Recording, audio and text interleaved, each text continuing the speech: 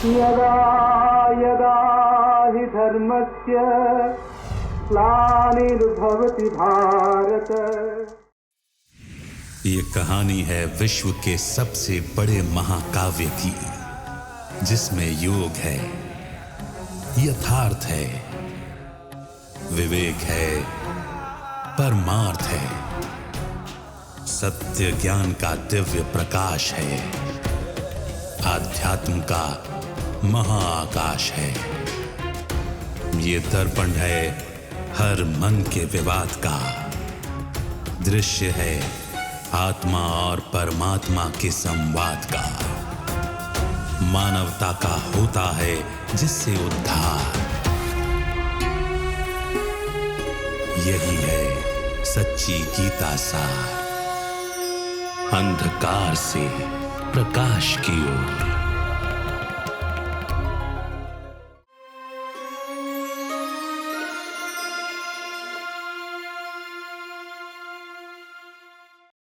नमस्कार। अंधकार से प्रकाश की ओर सच्ची गीता सार इस कार्यक्रम में आप सभी का स्वागत है। गीता के प्रकाश में हम संसार की जो परिस्थितियां हैं उनको बेहतर समझने का प्रयास कर रहे हैं। जब परमात्मा आकर फिर से गीता का ज्ञान सुनाते हैं तभी हमें एक स्पष्ट प्रकाश हासिल होता है। और हर एक एपिसोड में हमारा प्रयास यही है कि हमें इस स्पष्टता को अपने जीवन में क्या उपयोगिता है इस चीज को समझते हुए धारण करें।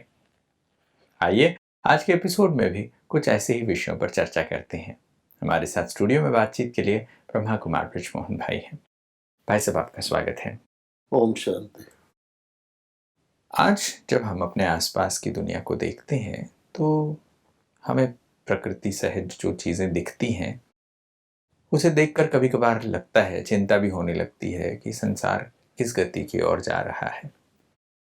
शास्त्र जब लोग पढ़ते हैं उसमें तो ये लिखा गया है कि कलयुग को अभी 40,000 वर्ष पड़े हुए हैं। फिर हम दूसरी तरफ देखते हैं कि मनुष्यों ने इतने ज़्यादा परमाणु हथियार, परमाणु बम तो बना लिए हैं। अब ऐसे में प्रश्न उठता है कि जब इतने सारे परमाणु हथियार बनाए हैं और उससे खतरा होता है कि भाई ये ह्यूमन एग्जिस्टेंस के लिए एक बहुत बड़ी डेंजरस वेपन्स के रूप में देखा जाता है, और वहीं बहुत सारे देश और बहुत सारे मनुष्य ये समझते हैं कि ये हमारी सेफ्टी के साधन हैं, इससे हमारी सेफ्टी बनी रहेगी, हमारी सुरक्षा होगी, इसलिए हमने परमाणु हथियार बनाए हैं। तो बड़ा असहज सा महसूस होता है कि क्या सच है, क्या अभी कलयुग 40,000 साल रहेगा, या जो हथियार बना लिए गए इसे देख के तो लगता है कि हम विनाश की कगार पर खड़े हैं। जब हम समय की परिस्थितियों को शास्त्रों के साथ मिलान करके देखते हैं तो हमारी बुद्धि चलती है। एक और हमारे शास्त्रकारों ने कितनी फ्यूचर के बारे में कितना एक्यूरेट सोचा कि ऐसा समय आएगा, क्योंकि जब गिरावट होती है तो बढ़ती जाती है कि कलयुग आ जाएगा, कलयुग भी आखिर बढ़ता जाएगा, घोर कलयुग हो जाएगा, फिर क्या होगा। तो कहा गया है कि ऐसे विद्वानों को दिव्य बुद्धि प्राप्त हुई कि परमात्मा ने दुनिया का परिवर्तन कैसे किया था, और उसी में गीता के भगवान की बात आती है। आप देखेंगे गीता के अंदर सारा कार्य दिव्य बुद्धि या दिव्य दृष्टि द्वारा ही बताया गया। वो जो है संजय, वो सुना रहा है सारा दृश्य किस आधार पर कि मुझे दिव्य दृष्टि मिली, जिसके आधार पर मैं सीन बाय सीन क्या घटित हो रहा है वो सुना रहा हूँ। शास्त्र के लेखक ने कहा। उसी प्रकार से जो अर्जुन है उसको भी ग्राउंड डाउन टू अर्थ जो चीज़ें दिख रही थी, उसका जो दूरदर्शी उसका अभिप्राय था वो दिव्य दृष्टि द्वारा ही कहा गया, भगवान ने दिव्य दृष्टि प्रदान करके समझाया है ना। तो मानव भी जो गीता पढ़ते हैं उनको अपने अंदर की आँख खोलनी पड़ती है, तब ये बातें समझ में आती हैं।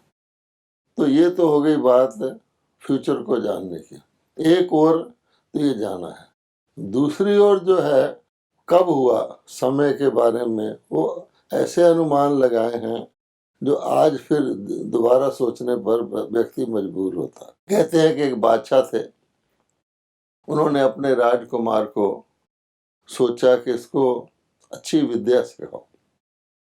है तो अच्छा लड़का, लेकिन राजगद्दी पर बैठने से पहले इसकी बुद्धि थोड़ी कमजोर लगती है। तो उन्होंने उसको देश के सबसे बड़े ज्योतिषी के पास भेज दिया। ये उससे तीनों कालों का ज्ञान लेके आएगा तो बहुत अच्छा राजा बन जाएगा। तो 3-4 वर्ष तक वो पढ़ता रहा। फिर ज्योतिषी उसको दरबार में लाए कि महाराज, ये बच्चा ज्योतिष विद्या सीख गया। उसी समय महाराज की आंख में कुछ पड़ गया था, तो आंख को मल रहे थे। तो महाराज ने बच्चे को कहा, ये बताओ ये मेरी आंख में क्या है? तो बच्चे ने कहा, कुछ काला काला है। तो महाराज बहुत खुश हो गए कि देखो मेरी आंख में एक काला सा कोई जर्रा पड़ा हुआ है और इसने पहचान लिया। फिर उन्होंने कहा, बच्चा बताओ क्या होगा? तो उसने कहा, शायद भैंस होगी। तो कहने का भाव अर्थ ये है कि विद्या तो ग्रहण कर ली, लेकिन उस विद्या का जो प्रॉपर एप्लीकेशन है उसमें वो वही का वही रहा जो वो था। इसी प्रकार से कई बातें तो शास्त्र वालों ने पकड़ ली कि कलयुग का विनाश होगा। अब विनाश होगा वो भी कैसे होगा? तो आप देखेंगे कि हर चीज के दो रूप दिखाए गए। जैसे हमने एक एपिसोड में डिस्कस किया था कि वो कहते हैं कृष्ण जी का जन्म हुआ, तो हमने कहा कि 2 जगह लिखा हुआ है ना। एक जगह तो लिखा हुआ जेल में हुआ, द्वापर में एक जगह लिखा हुआ है कि वो पीपल के पत्ते पर सतयुग में आए। युगों का ही इतना अंतर हो गया। इसी प्रकार से विनाश हुआ वो तो ठीक है। उस समय में, क्योंकि उससे पहले, द्वापर से पहले तो युद्ध होते ही नहीं थे। देवी देवता आपको पता है संपूर्ण अहिंसक थे।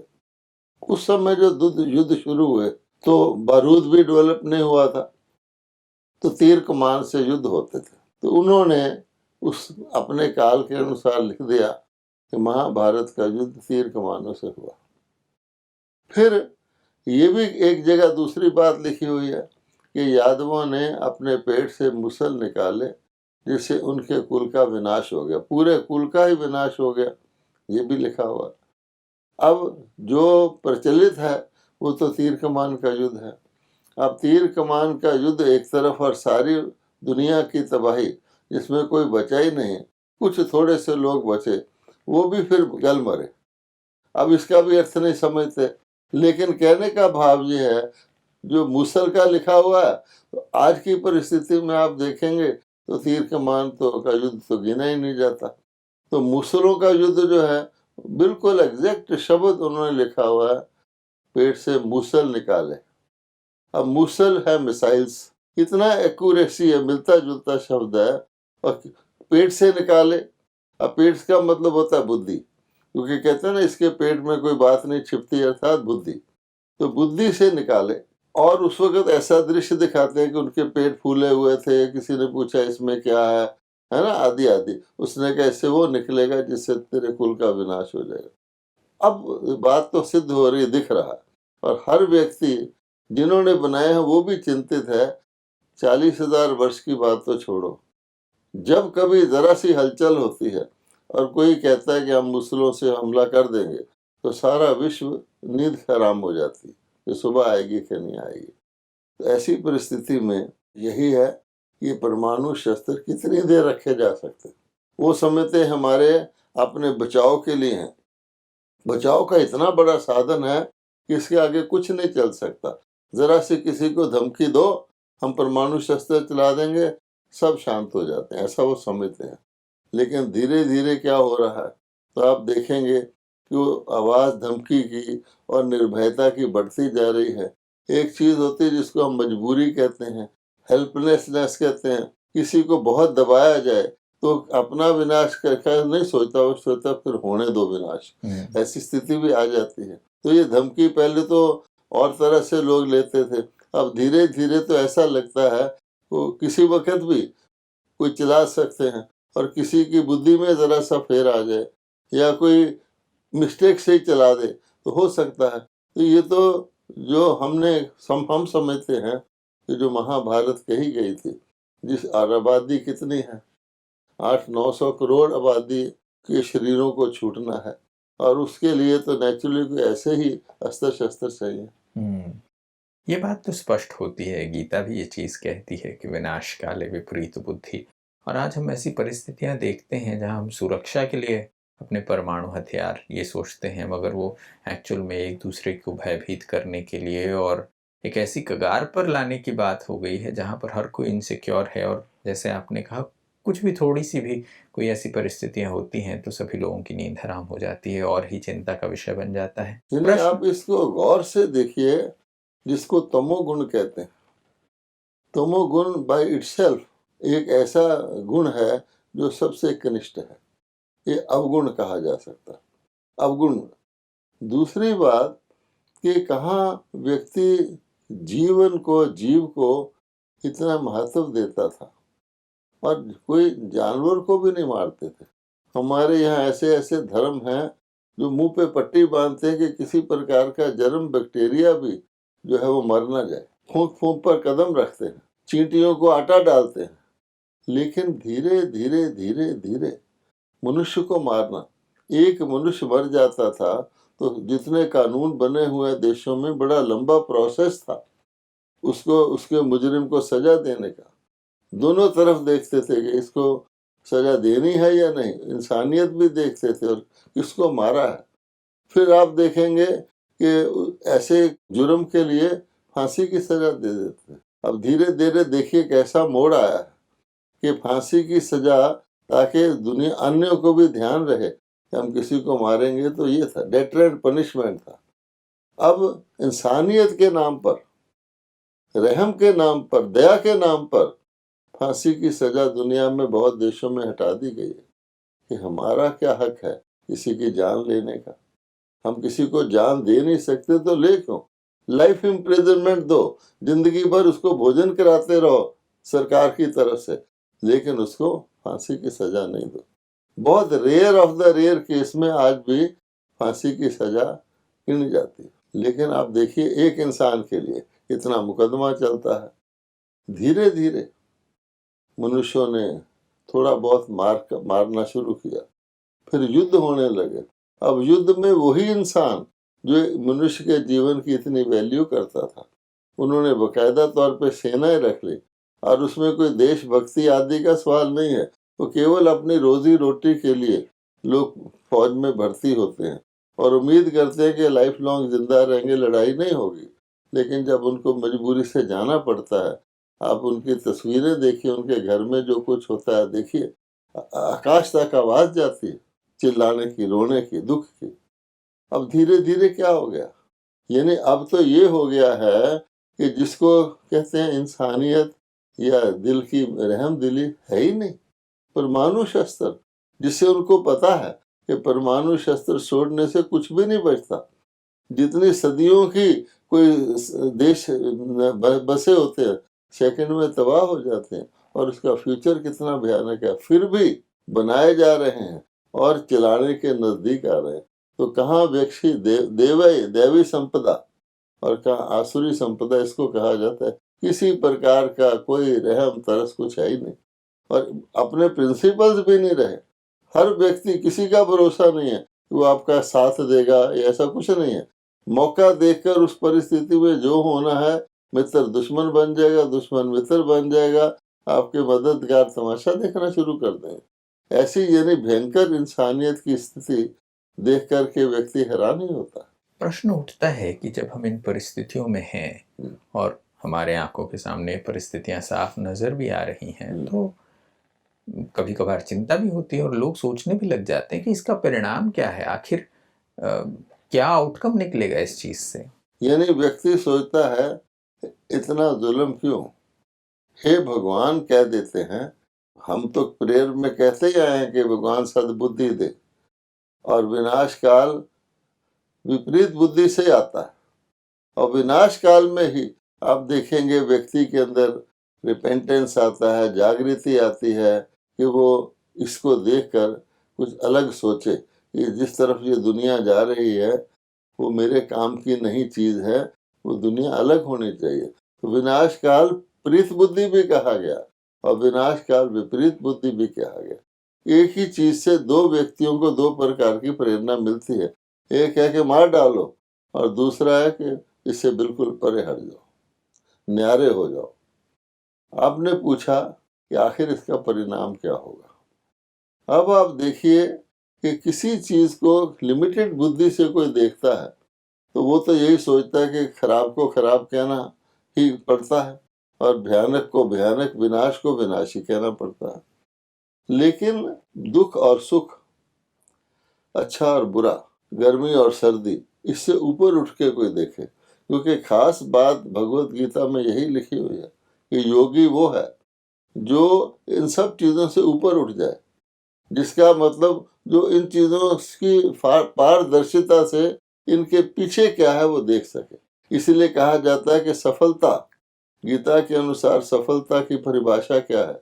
ये नहीं कि मेरी विजय हो जाए, मेरी जय हो जाए, मुझे प्रॉफिट हो जाए, मुझे गेन हो जाए, मैं लड़ाई जीत जाऊं, नहीं। सफलता की परिभाषा यही है कि स्तुति और निंदा, हानि और लाभ, जय और पराजय, मान और अपमान में जो बराबर रहता है, जिसको न्यूट्रल कहते हैं, रहता है, इसके प्रभावित नहीं होता, कमल की तरह रहता है। इसी प्रकार से भगवान गीता का हमको समझाते हैं कि विनाश के अंदर भी ये नहीं सोचना कि इसके अंदर कुछ खास तौर पे इस प्लान किया गया है कि दुनिया का सत्यानाश या तबाही हो जाए। एक सेंटेंस में कहा गया गीता में कि देखिए, काम से या कामनाएं पूरी ना होने से अभिमानी व्यक्ति को गुस्सा आता है कि मेरी कामना क्यों नहीं पूरी होती।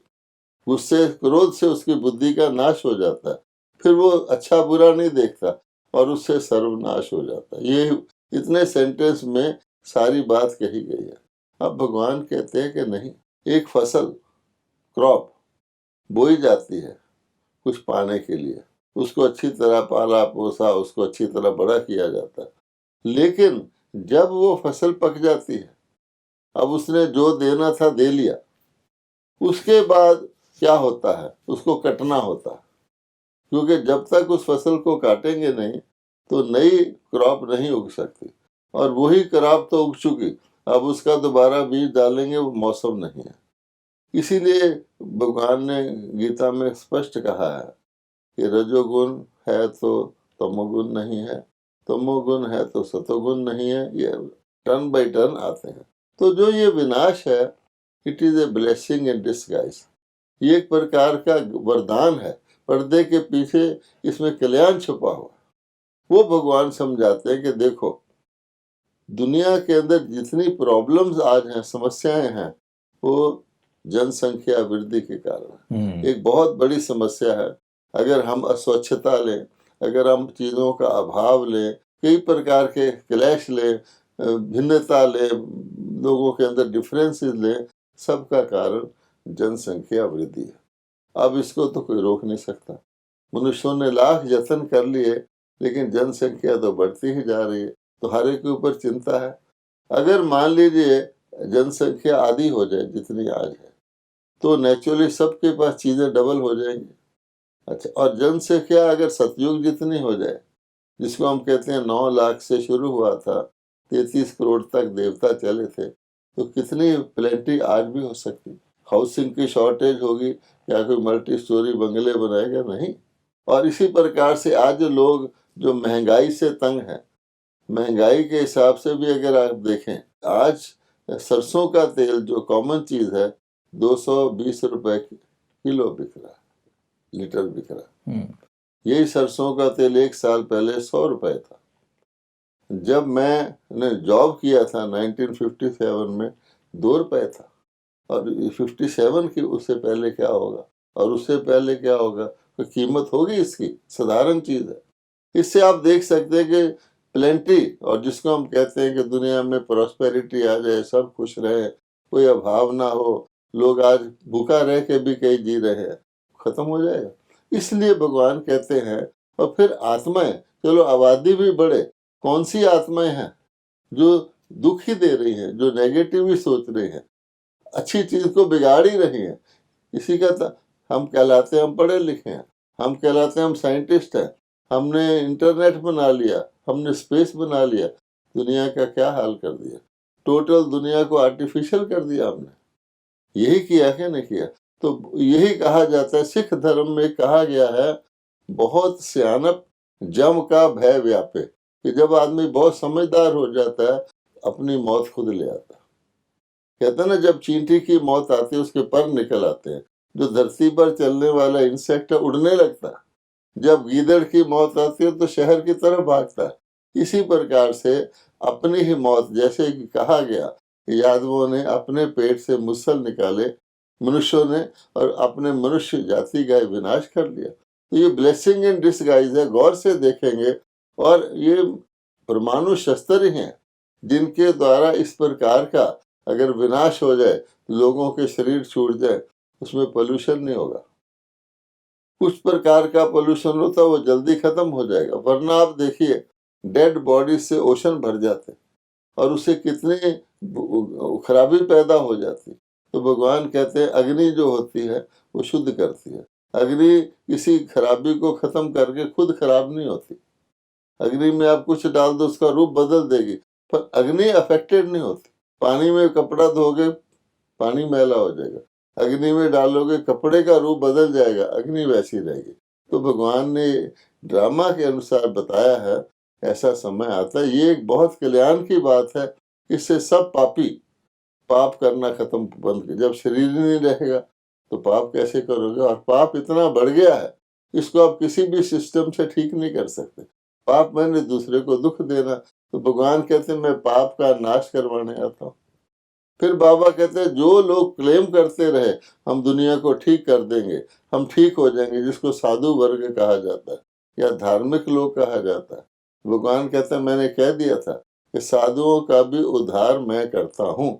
तो वो भी इससे हो जाता है, क्योंकि जब इतना भयानक विनाश होता है, एक खराब आदमी भी थर थर कांपता है कि सचमुच कोई भगवान है, सचमुच कर्मों का ये फल मिल रहा। तो ये एक प्यूरिफिकेशन का, दुनिया के परिवर्तन का एक तरीका।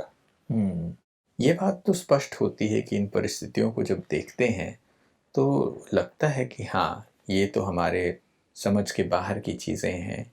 हम चाहते भी हैं शांति हो, मगर फिर भी लोग युद्ध की तैयारियां करते हैं, इतने परमाणु हथियार बनाए हैं, और इससे क्या आउटकम निकलता है ये पता चलता है। क्योंकि कई लोग जो लिमिटेड सोचते हैं वो भगवान को प्रेयर करते हैं, हे भगवान ये विनाश ना हो।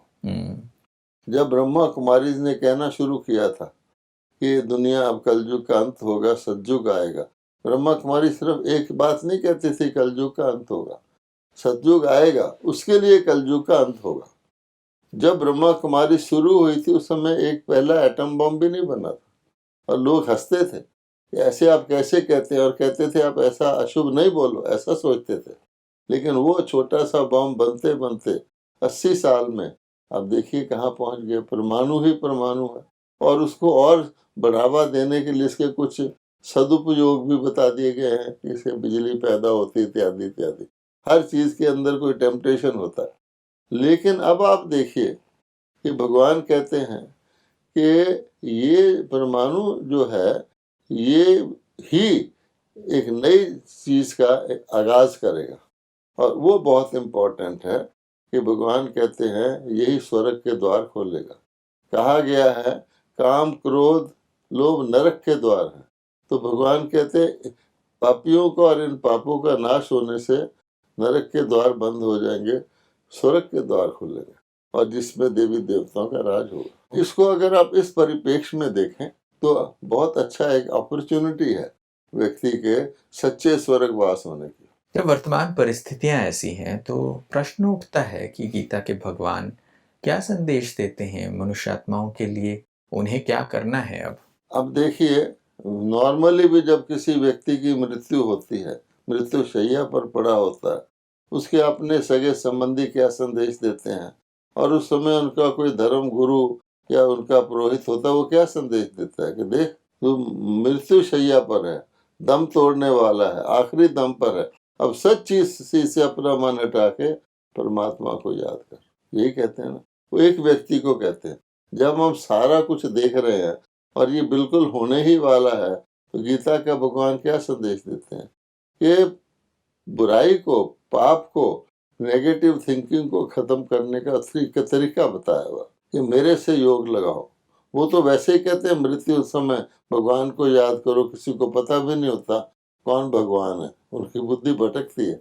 लेकिन मुझ परमात्मा से योग लगाओ, कहा गया ना, मन मना भव मद भक्तो मध्याजी भव, मन को मेरे में लगाओ, या देह के सब संबंधों को छोड़कर मेरी शरण में आ जाओ तो मैं तुम्हें सब पापों से मुक्त करूंगा।